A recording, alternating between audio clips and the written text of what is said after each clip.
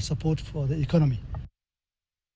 Residents of Kuria in Migori and Kilgoris in Narok have been urged to live in harmony to promote peace and prosperity in their respective areas.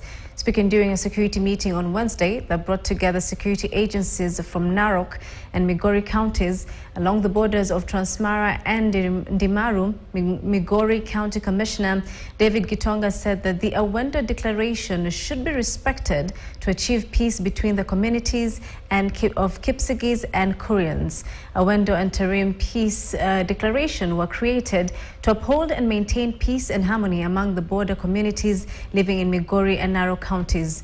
The two peace accords dictate that if cows are stolen from an area within the Migori and Narok counties, the responsible community will be liable to return the cows within 7 days. Tumejua kwamba mtu akifanya uhalifu pande ya Narok anatolokea wapi? Pande ya Migori. Na mtu akifanya uhalifu pande ya Migori anatolokea pande ya Narok. Hatusemi kwa Wakuria, huku ni Migori.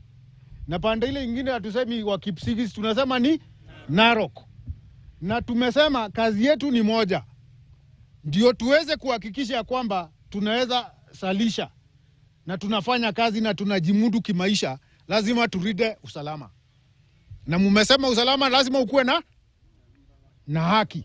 Hawa wazee na viongozi wa kanisa na elected leaders lazima watusaidie kuleta amani na kuleta haki ya kila mtu. TPC elders sijui walienda wapi. We want them to be reactivated now. Na tumehakisha the three sub counties ya hapa ya Transmara na hii ingine ya Kuria East. Pia wahakikishe kwamba those elders wala ambao walikuwa wanatusaidia kuhakikisha kama ng'ombe imeibiwa, haki inafuatwa mpaka haki inajulikana. Right, that's a wrap for News Desk. Thank you for watching. My name is Fatia Mohammed Noor. I'll be back at 2 p.m.